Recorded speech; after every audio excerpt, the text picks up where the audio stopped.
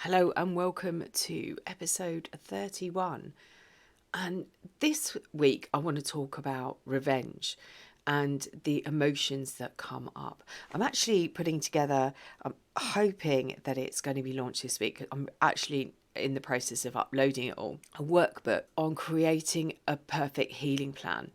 And it's this sort of thing that helps you go from wanting to know what's going on and believing this is all your fault. And it's sort of a hand-holding process. And I was looking for something and did a quick search on my laptop, and an old podcast a YouTube video or the script for it came up, and it was Revenge is Best Served Cold. And I thought, it's a great place to start this week. Welcome to the MINDFUCKERY Podcast. I'm your host, Elizabeth, author of Finding Lily and the A to Z of emotional abuse. I'm here to remind you that love should be unconditional. Divorcing emotionally is life-changing, and that you have a duty of care to yourself. Each week, I will discuss some of the terms you may hear along this journey, and I will help you understand and process what's happening. I will help you find the best habits as you start to take back the control of your own life and learn the tools to heal on a deeper level, becoming the best version of yourself.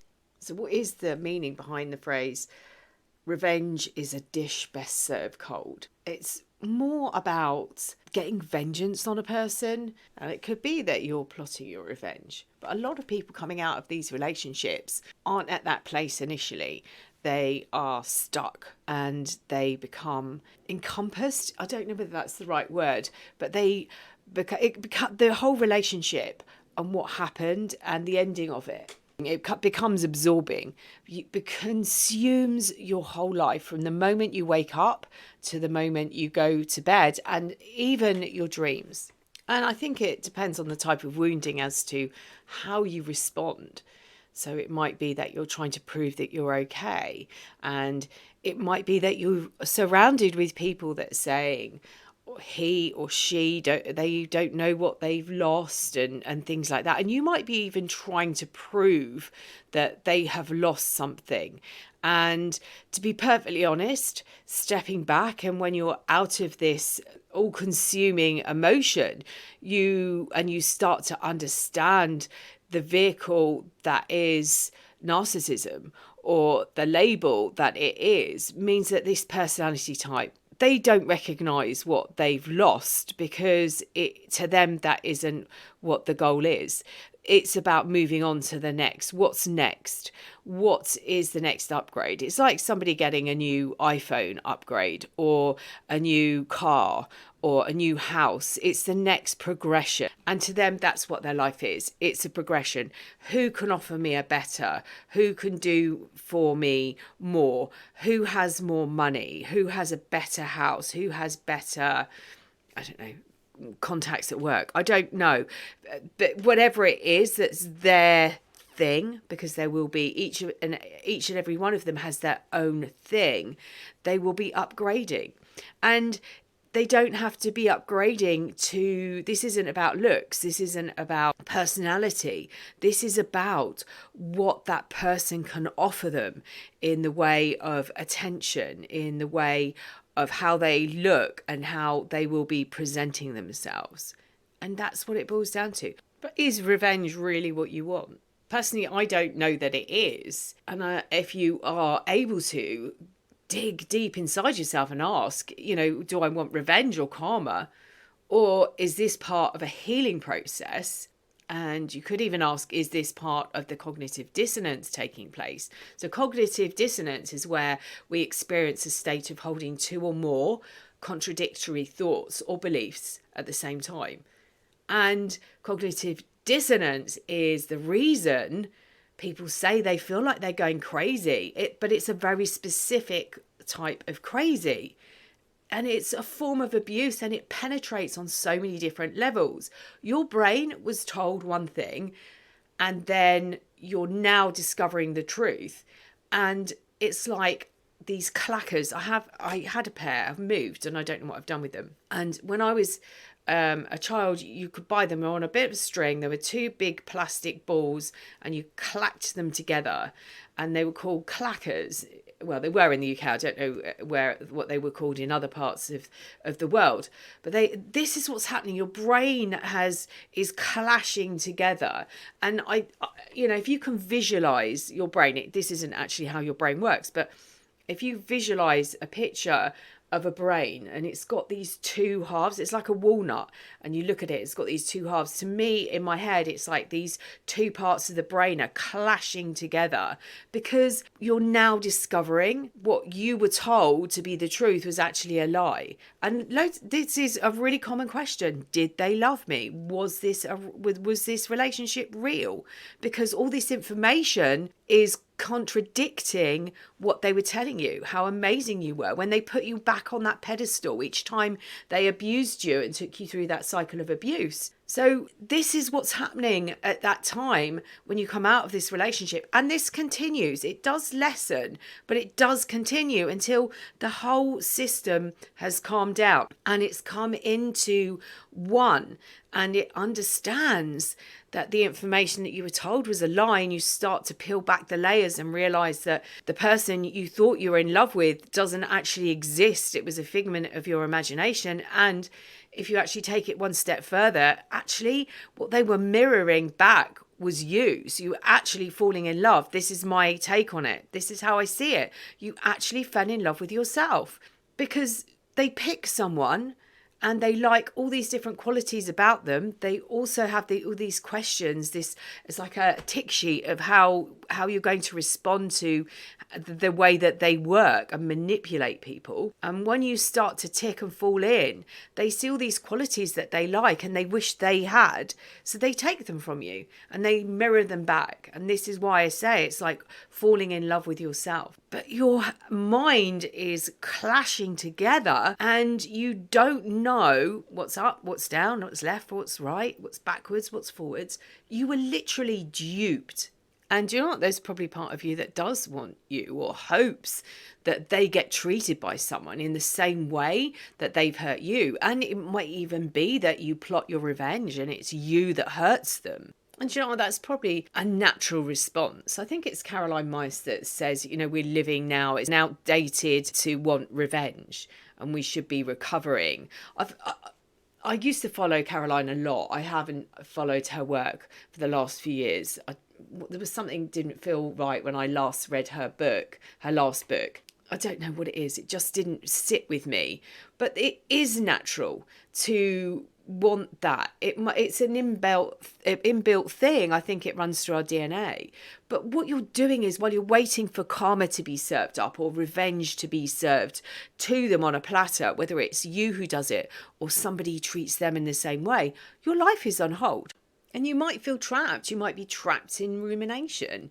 Something, they use so many different tactics. They have so many different tools, gaslighting, triangulation. You were manipulated into believing that they cared for you, and you handed over the power and control of your life to them. If you're not careful, you get stuck. And it turns you even crazier, watching and waiting, following them, wanting to see what's going on. And it might be that you plot your revenge using the tactics that they used on you. But I promise you, it's going to turn you crazier. And it will not end well, because they are master manipulators. They are the master manipulator. You will end up getting hurt. And although we have, we're like diamonds and we're multifaceted, and we do have this ability to hurt others, it isn't really the core of our DNA. So it doesn't feel right to be doing this. It isn't beyond what you can do. It just doesn't feel right. And then when that doesn't feel right, it doesn't work and it backfires, and you're the one that actually gets hurt. So when you come out of a toxic relationship, there's so many things going on in your body and in your mind, and you're a bit like a drug addict or someone trying to give up an addiction. You've got these cravings, but this craving that you've got is for a person, and you're trapped. You had no idea that the abuse was going on.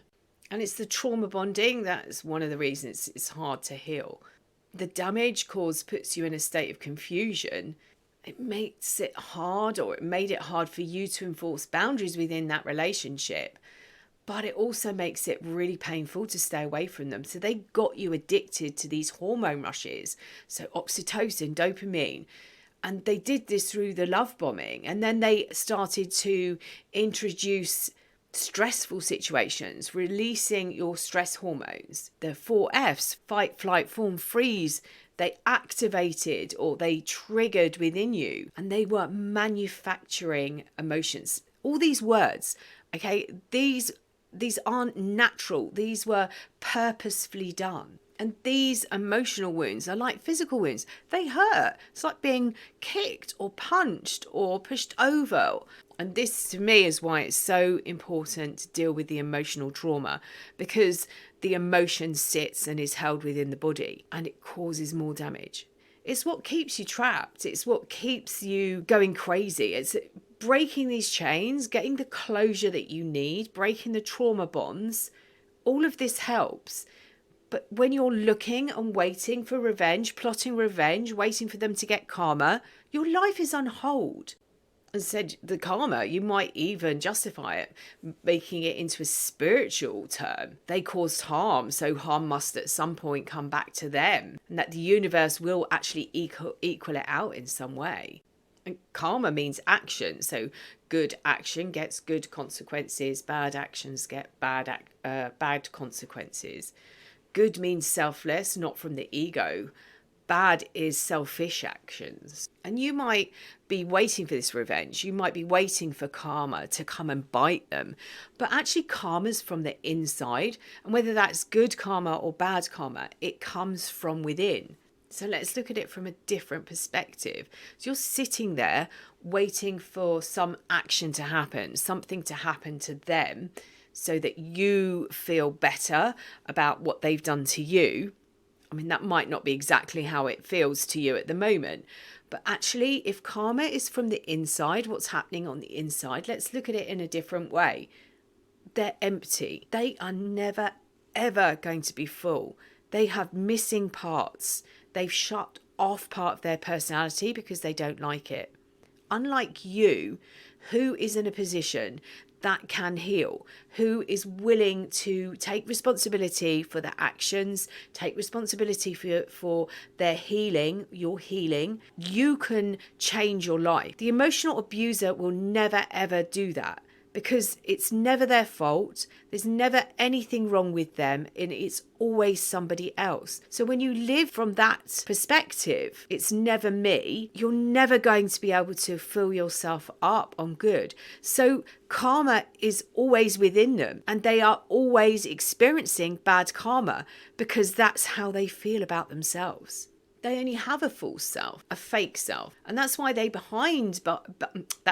hide even behind a mask. They create a persona. So they move into the sphere of someone that they like, and they find out all this information during that love bombing stage.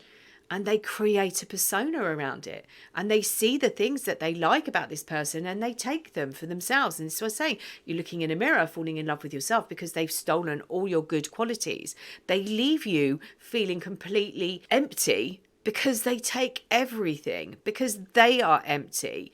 And in a way, they are living this karmic existence with bad karma. So while you're waiting for revenge, while you're waiting for karma to hit them, know that it already has, and it has been most of their life. They cut off a part of themselves during a traumatic event in childhood. That's how I see it. And they live in this traumatic state for the rest of their lives. But as I said, nothing's their fault. They can't see there's anything wrong with their behaviour.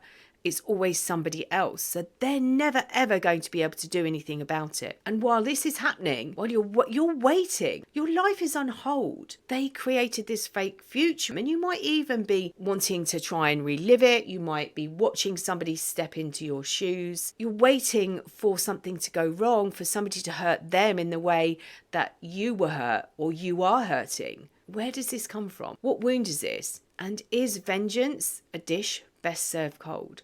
Are you still waiting for them to experience karma? Living in hope that someone else will cause them the pain that they caused you? Are you waiting for that moment that vengeance will be served? Or are you ready to take a deep breath and take a step forward? It doesn't have to be your best foot. Either one will do. They set out to destroy you. They will never know how much damage they have really caused and how many people may have even taken their lives because of their behaviour. They have a false self, a fake reality, and they do this from the ego to protect themselves. Remember, you lived in that life. That person that's living now with them or stepped into your shoes or creating a new fake future will be living in exactly the same way. These people don't know any different. They just rinse and repeat, rinse and repeat. They might learn a few tricks here and there. They will have learned from you things that you didn't like. They'll make a note that you're not to do that just in case they get caught out. Ask yourself, while you're waiting for this revenge, for this karma, what are you trying to prove? That you aren't crazy? What they've missed? What they've missed out on? Ask yourself, what is driving the wound? Are you trying to pretend to everybody, including yourself, that you're not crazy or you're not hurt? Are you trying to justify some of the crazy behavior where this cognitive dissonance kicked in, this trauma bonding that kept you trapped? They are unhappy and bitter and full of rage, and they have been faking it since their childhood. They learn early on how to deflect and blame others and hide. So what is happening to you while you're waiting? They live in a constant state of alert, trying to stay out of abandonment hell. And their fragile inner self is in pain. Every slight made or criticism, it cuts them. That's why they go into a rage. They will always be trapped. And they move from drama to drama, claiming they actually hate it. They are never going to experience what it's like to feel whole.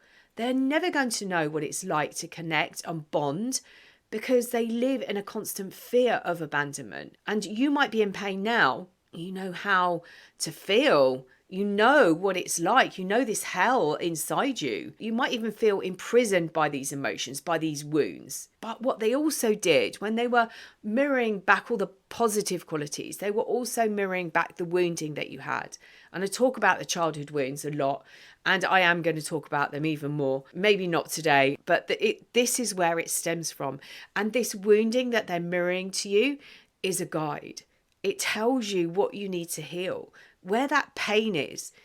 Acknowledge it. I sat with it. There were days that I really wanted to. I remember getting a phone call halfway through a crying episode, but I really wanted to experience these emotions. I wanted to take these emotions from being really hurt and crying through them until I got to the end of laughter. Let me leave you with this. We're all on the same narcissistic scale, but for the abuser, when there was a trauma or abandonment, they chose to abandon themselves. So they live in constant karma. They are manipulative. They are aggressive. They destroy people's souls. They're very self-centered and arrogant. They lack empathy. They don't consider other people. They have an excessive need for admiration. They might be patronizing and demanding. And if the real meaning of karma is an internalization of this, just think what they're doing to themselves and what they're living on a continual basis, day to day. And one of the first things you want to do is to tell everybody in your life, in your sphere, who you were connected with jointly, what happened to you.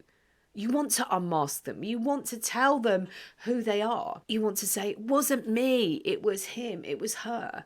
And you might be thinking about it in a way that you want an eye for an eye type justice. I want to urge you to do more healing, because those thoughts are coming from your wounds. And I'm sure you don't want to hurt anymore. The abusers are bullies. They use other people's fears and insecurities to hurt them.